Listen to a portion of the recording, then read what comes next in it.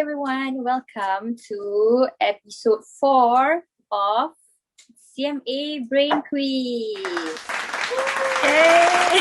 So for today's session, we are going to discuss and debate about the topic of presentation skills. Presenting to an audience is one thing, but presenting ideas in a persuasive manner to key stakeholders is another ball game. So presentation is a very important thing in order for you to grab a business opportunity. So, shall we proceed to the first question? Yes, we shall. Let's go. Bring it on. Okay. Okay, so we're going to start with Team A to answer it first. Question number 1. What are the ways to improve one's presentation skill? Go. Body language, eye contact, reading the room before you start presenting. What else? Okay. I got 3 more Team A, right? Okay. Yeah, I will just top up. Can ask questions to engage more with them, and definitely must be self-prepared. And the tone of your voice must you can't be like just a monotone. You must have some and add some humor. Yeah, and your energy level. Yes, okay, pass. My top-up points will be to make sure before you start letting out all your points of your presentation, you ask the audience to know their level of understanding. So maybe you could skip a few pointers because they already know. So you can save more time and elaborate the ones that they don't know. And I think need to be practice. You need to practice and practice and practice again in front of the mirror. Yeah, so or with your friends or family and get some feedbacks to improve the presentation skills. Yeah, so pass. Anyone else to tambah any point? Just to add on that, when you do presentation skills, it's 2 ways. Yeah, it's either on 2 ways where you do presentation. One is on your slides, and one is you as a person when you do presentation. So when you do on yourself, is basically yes, practice is one of it. But when you do practice, you also need to do your research on what the topics that you are currently presenting on, so that gives you a build-up confidence. Okay, there goes my time. Continue, everyone. Team B. Yes. Go to Okay. I think probably we can observe from other experts who is good in presenting, so that we can learn how their skill to engage the audience. How do they do the presentations? How do they deliver the message? So probably we can learn from them, and then to see from our side how we can make the adjustment to improve. Yeah, so that's the point from me. So Sab and Shireen. Sab first. Shireen? Okay. You go first. Just to add on, because I know Shireen has a lot to say about presentation, but another thing is, aside from your delivery, maybe a tool that can help you to make your audience know better about the things you want to say, meaning like your slides, maybe a brochure, let's say, or maybe an intro to get your audience know a little bit before you engage them more into the things you want to deliver. Okay, Shireen? Yep, I'd like to add on to Sabrina. What she said is true. Understand your audience first before presenting, so you can get better at it. So you relate to them. But importantly, also what my team A said is to practice in front of someone. I also want to say, if you don't have someone to practice in front, nobody wants to spend the time with you, record yourself and re-watch back, because the most powerful way of improving is your own critique. So when you critique yourself, you watch your your hand gestures and everything, you know exactly where to improve. And then you also have to take note of who are in the session, because their titles matter. A lot of us don't know which title comes first. So recognizing titles are also important, and who to approach first. Done? Okay, very good, both teams. I love both answers. However, one of the teams answer a lot of good answers, but don't exactly only answer towards the end on the ways to improve. Okay, so Team A answer a lot of good. They give me a lot of good answers, but only towards the end they actually answer my question. The first answers that they give is ways to make it a good presentation, but not improve. So, but however, there are some answers from them, which is practice in front of the mirror and do some research. So those are very good answers that answer my question. But Team B, most of their answers directly answer to my question, which is observe expert skills, tools, practice using the tools, and then recognizing the audience, not recognizing the titles, study the title, right? So which is basically research also lah. So Team A gets 35 points. Team B gets 45 points. Woohoo! Okay, question number 2. Team B first. Slide for presentation is a very good tool to help aid your presentation. So what are the do's and don'ts for a presentation slide? Team B. Okay, who first? Can I go Anyone? first? All right. Yep. My answer would be keep it simple, not too wordy, because we don't want the audience to focus on the slides more, but on you presenting. One examples that I love the most when present was Apple presentation. Whenever they launch a new product, you can refer to their presentation. They are not too wordy, only show the important points, and then you can elaborate so that people will hear you more instead of focusing on the slides. Okay.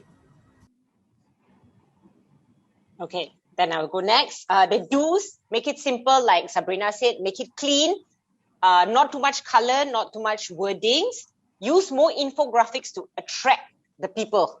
Okay, the do's are use more infographics to attract people, and use some words and verbal, because in a presentation you get multi kind of people, the visual, the kinesthetic, and you get the 4 kinds of people. So you want to cover all auditory, you want to cover all angles in your presentation slide. So that's an important point. Come on, Cherise. Okay. Basically, Sabrina and also Shireen cover most of it. So I would like to add on one, which is the don't. Don't bog down with most of the charts and graphs. Otherwise, it's like your eyes will be like everywhere. So it will just make it clean. Whereas the contrast of the color as well, so that they can the audience, when they look at the slides, their attention on the slide tend to be longer, rather than they will just move their focus to another side and not interested to look at your slides. So that's from me. Thank you. Okay, thank you, Team B. So Team A, what are the do's and don'ts in a presentation slide? Okay, when you do your slide presentation, the do's is, yes, I would agree with Team B, you keep it simple. Meaning to say is less text and more visuals. That's what it means. So you try to keep it as clean as possible, meaning short and simple, as Sab has mentioned, which I totally agree. The color or tones would normally be is best to tie back to the industry, your company that you're presenting to. So it kind of relates and also shows your clients you have actually made your work. You have actually put in the effort to find out about them, and you tie back to the organization.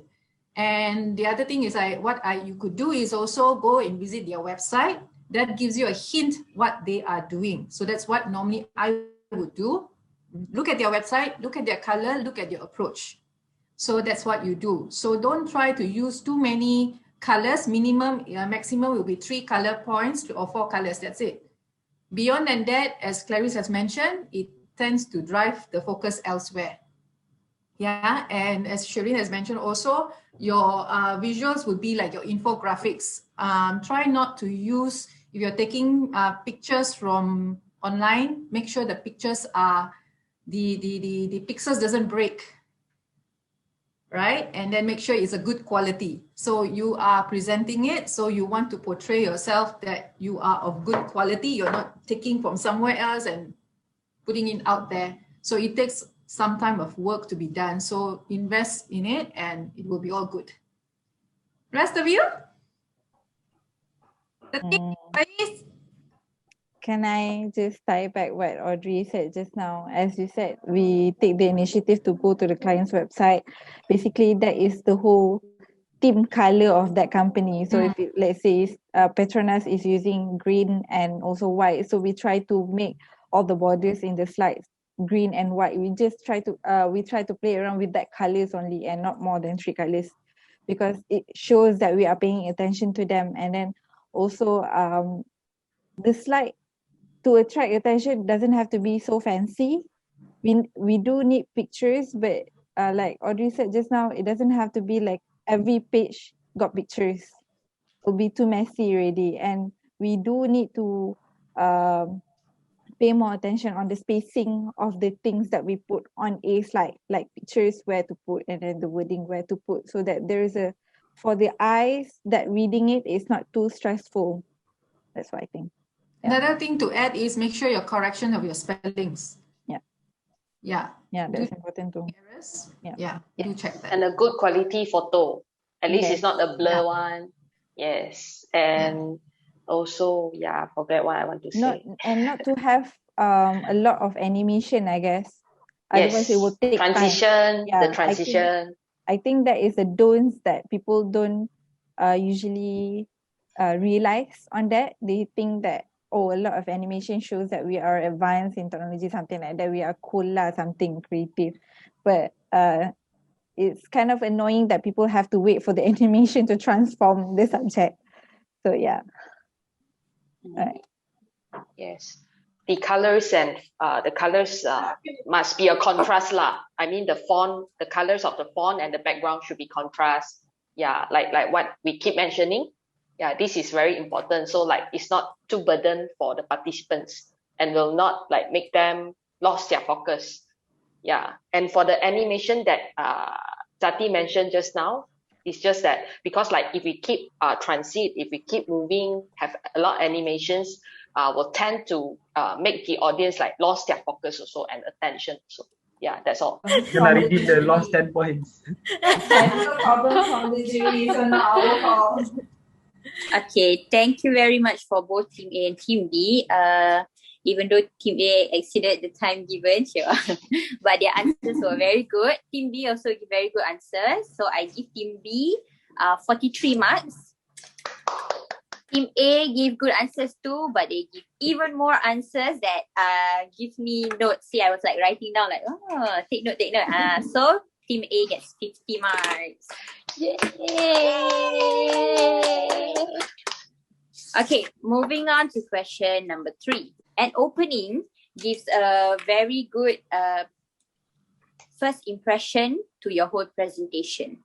So please give me the tips to give an impactful opening. Team A. Can I start? Yes. So you may want to use a technique called a fork, meaning not a fork, sorry, a hook. That means you start with a story. That means once you do your research about your client or the presentation, you use some sort of a story where it's called an attention grabber. You use the story in order to grab the attention of your audiences once you have learned the energy, the moment you attended, and then you kind of know what kind of story that will actually attract the attention of your audience. So you use the story as an opener, as a hook to capture them, to be engaged with you. So I guess that would be one. And also try to be your body language, of course. Yeah, open concept. Try not to be have eye contact as normal as you would be. That's an impactful way of doing it. Yeah, your tone, your voice should be clear, out, be confident, eye contact, smile, and that should be it, I guess. I think that's all I have. The rest of you? Okay, for me, I would like to top up. To improve your opening is to always give it a very sexy title. So let's say it's just about how to make burgers. Don't just say, okay, I'm going to teach you how to make burgers. So name it like the juiciest burger you will ever see. So make it very intriguing. That's all for me. Yeah. Okay. I'll just add on. Maybe we can start the opening with can ask the question is like what if scenario. So then they will make people to start thinking and like engage back to you. So it will be okay. All right. Zati.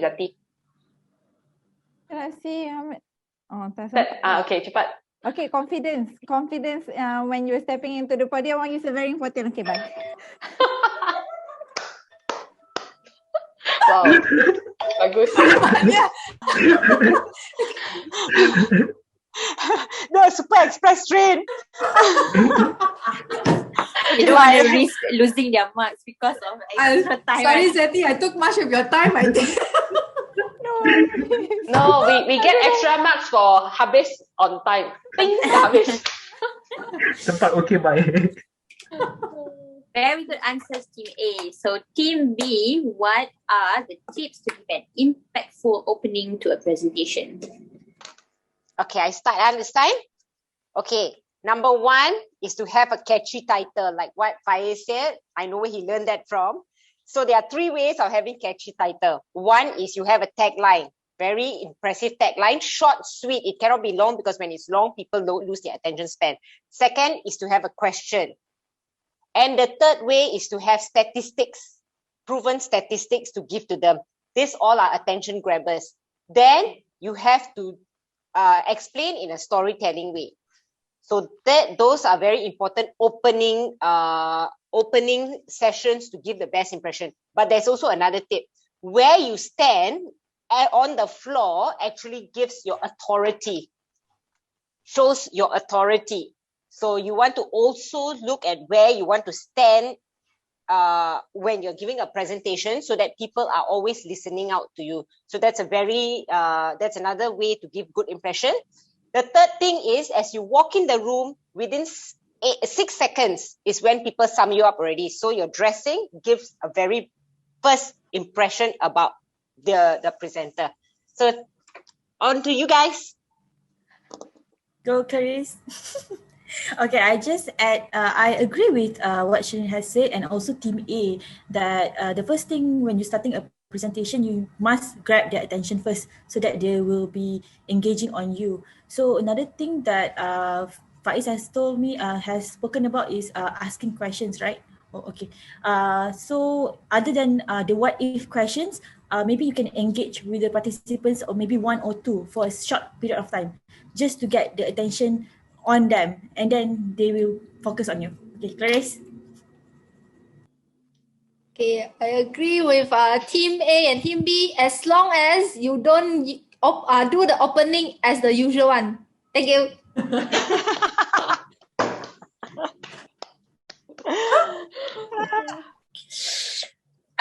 So difficult to give one. Because I already, while you guys were explaining, I already give and then I calculate and the marks are the same for both teams. So I have to like kurangkan marks from one of the teams and it's so hard. I like both answers. Team A give me like very good answers. Team B also give me good answers, and although there are some answers that are same, there are also some that are different. So with a heavy heart, I have to give Team A 50 points. Team B 45 points, which means Team A gets a total of 135 and Team B 133. Ooh, close call. So the winner is Team A. Congratulations. Congratulations to both of you because Yay! the reason I chose this title is not because it's my forte, but it's because it's something that I really love to learn about, and I learn from you guys. It's like attending a course, a 30 minutes course. Thank you so much for giving me good answers. I wrote down everything, so like just in case I can do it as to any of the month's newsletter, maybe. So thank you to both teams. Ni untuk Faiz edit the closing. Okay. Thank you so much to everyone who attended. We had a very insightful debate / healthy quiz competition. Till next time. Bye. Thank you, Thank everyone. It's not exactly the ending. It's just for recording. Yeah. Okay, now we can have photo session and everything. Bye. Over.